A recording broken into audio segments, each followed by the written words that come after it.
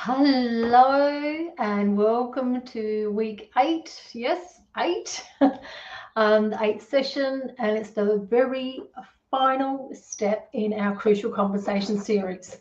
Now, remembering this is the book that we've been leaning into, and I've been taking a lot of this work. I am an accredited trainer in Crucial Conversations and Crucial Accountability. I absolutely love it.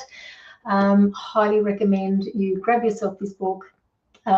Especially if you've gone through this series, and if not, it's just a great book to get a hands on. Now, if you've made it here, I want you to take a moment to really acknowledge yourself. This work isn't easy. It is courageous. It is leadership in action. It is, emotional intelligence in action. You have built real skills that most people never even learn. You know how to get unstuck. You know how to start with heart. You know how to master your stories. You know how to state your path. You know how to make it safe. You know how to create a mutual purpose, and you know how to explore other paths. And now we bring it all the way home with a move to action. Because conversations are not just for clarity, they're actually for making change, for actually taking action. Now, as always, let us start with our check-in. Drop me a tick if you've practiced listening deeply this week. Listening to understand, not listening to respond. Give me a curious, quizzical emoji if you've noticed old habits creeping back in, but stayed aware. Okay, and that's a good thing. Awareness means that you can do something about that. And give me a stop sign if you've really had a messy week and you're giving yourself some grace. Rome wasn't built in a day. So it's taking yourself time, but it's knowing with intention and awareness, you can do something this. So now reflect. Did you leave any conversation without a clear next step? How many meetings did you attend? How many chats did you have? Did you leave them hanging? So did you leave any conversation without a clear next step? Were there moments where everyone nodded, but no one committed? That is what today is going to fix. I don't know how many meetings I've been in, we've all agreed, and everybody dispersed. It's like poof, bomb disperse, and then everybody goes and does their own thing. Here's the truth. You can have the best conversation in the world. You can rebuild safety. You can share openly. You can listen beautifully. But if you do not turn it into very clear actions, it kind of fades away. There is so many good intentions that we do, that healthy living and diet. And, I've just been away overseas and been doing Tai Chi every day. It's been brilliant being up very early in the morning. And the intention is to come home and do that. People will set an intention, but then forget to follow through, because so many good intentions actually go to waste. I can tell you now, my clear action is I'm doing Tai Chi each morning. People leave a conversation thinking they agreed, when really they just shared opinion. Or they assume someone else is handling it. How many times, have you assumed? And remember the saying, it makes an ass out of you and me. They assume someone else is handling it, someone else is responsible for it, and something falls through the crack. Or the momentum, the energy dies because there was no clear next step that was claimed or defined. Moving to action is how you turn the conversation, the dialogue, into decisions, and decisions that move into real progress. And that's what you're talking about. You can measure progress. You can't measure a conversation. So here's what we've mapped out today as we move to action. There are going to be some key questions that you are going to always ask. Yes, always is a generalization, but you are going to always, and I mean always, ask this.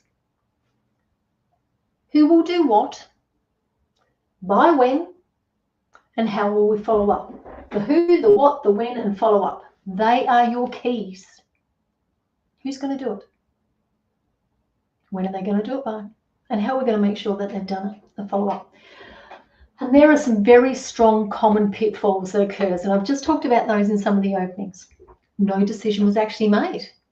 You all shared opinions, you all had a conversation, you all left feeling good, singing Kumbaya, but no decision was made. Another wasted hour, half hour, week. Vague agreements like, we should. Someone will.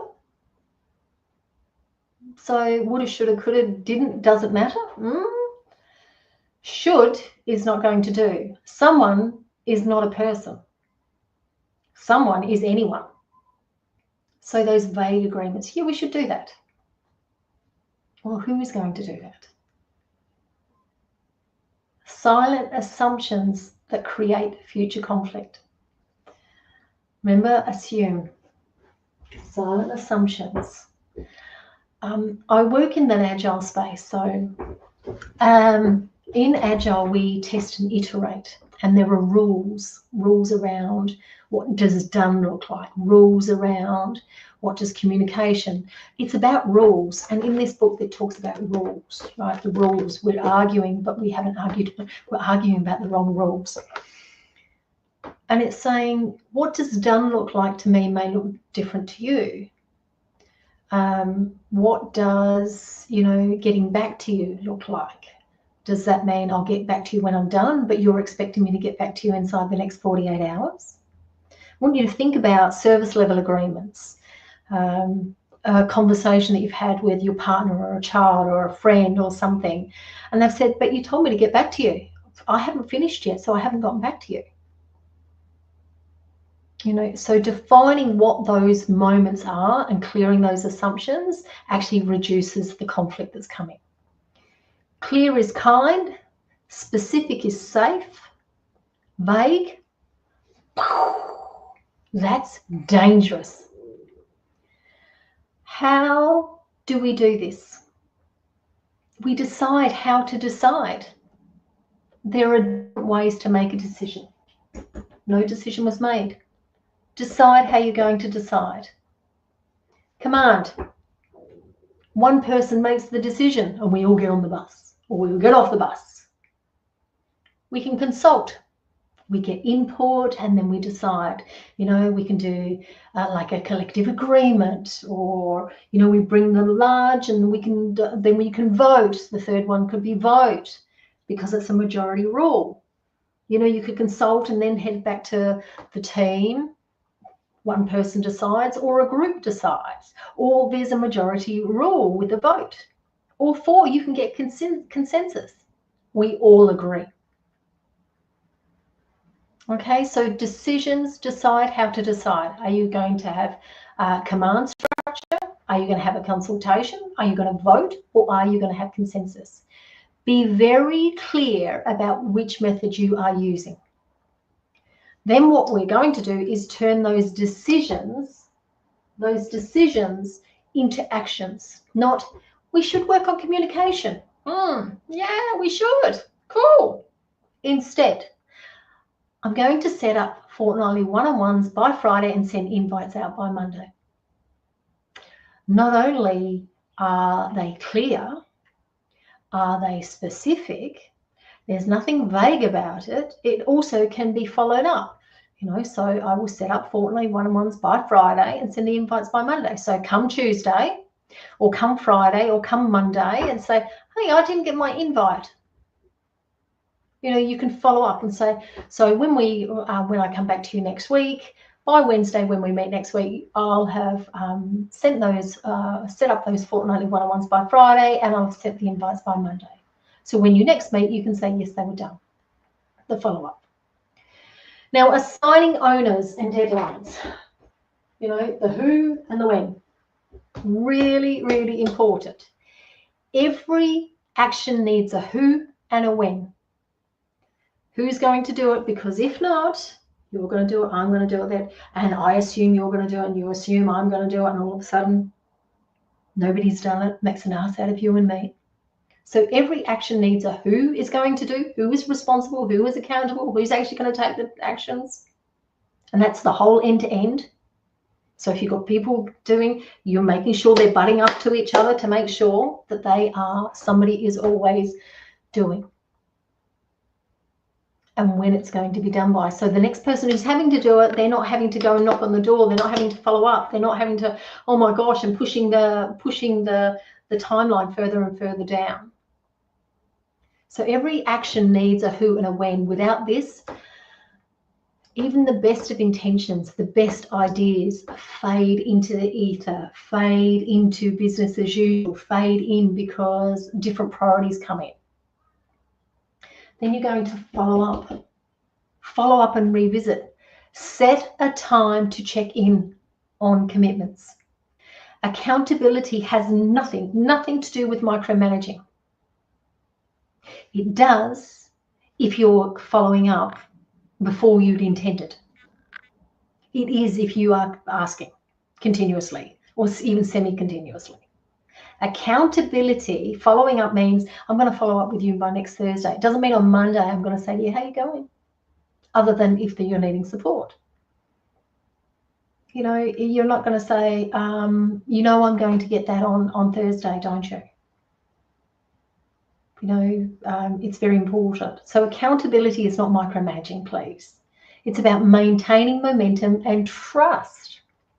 So when you're talking to your partner at home about sharing that mental load, right, instead of just agreeing, you move to action. So you're going to plan the dinners this week and I'll handle groceries by Sunday morning. Clear, kind, doable, right? You're clear the fact that they're gonna plan the dinners. Once that's done, I'm going to get the groceries. When you're at work, you can talk with your team about improving communication. Instead of just nodding, like we do, the nod around the room, you move to action. Each team member will send a weekly update by 3 p.m. every Friday, and we'll review them on Monday in our stand-up. Now, expectations then are real, not assumed. You've made it clear. Nobody wants to do something by 3 p.m. on Friday, so don't be that kind of jerk. But you get where I'm coming from. You know, if you've got that and you're doing a stand-up, daily stand-up, weekly stand-up, whatever else it is, make it clear. So again, reflection for this week. Think about the last few important conversations that you've had. Ask yourself, did we clearly agree on who was doing what? Did we set some deadlines? How do I know when it's supposed to be done? Did we establish how we would follow up? If not, no shame. Remember, there is no judgment here. These are questions only for you to answer, for you to own. No judgment, no shame. You now have awareness. Next time you're going to close that loop. You're going to go into something when, you've agreed. You've agreed on what's going to happen, who's doing what, when's it going to be done by, and how we're going to make sure that it was done and followed up, because that's closing the loop. So your practice for this week, pick one upcoming conversation. Prepare your close by answering who will do what, by when, and how will we follow up? Who will do what, by when, and how will we follow up? End the conversation clearly, not vaguely. It might feel uncomfortable at first because many people are not used to this level of clarity. That's okay. You're leading. You are taking structured control of this. You are actually keeping everybody safe, specific. Remember, clear, right? Clear is kind. Specific is safe. Vague is dangerous. Means anything can happen. Life gets in the way. Shit happens. So you have completed the full Crucial Conversations journey. This is it. It's big book, not a big book, but it's got some great things in here that I'd encourage you to have a read. I have a more in-depth program for Crucial Conversations. Hey, and I've also got a 5-day challenge that you might be interested in as well. I'll flick me an email, let me know, follow the link wherever you're watching this from. You can find it there. Anyhow, you have completed it, all of these 8 sessions.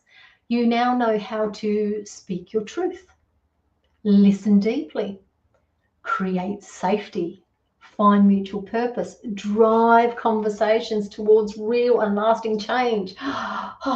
You're not going to be banging your head against a brick wall. You're not going to be blowing smoke. You're not going to be frustrated. This is leadership. This is maturity. This is being adult. This is in developing your emotional intelligence. This is being a good human being. This is confidence in action. Keep practicing, keep refining, keep showing up for the conversations that matter. And always remember, real change starts with one brave conversation at a time. I am so proud of you, and you should be proud of yourself. Happy chatting.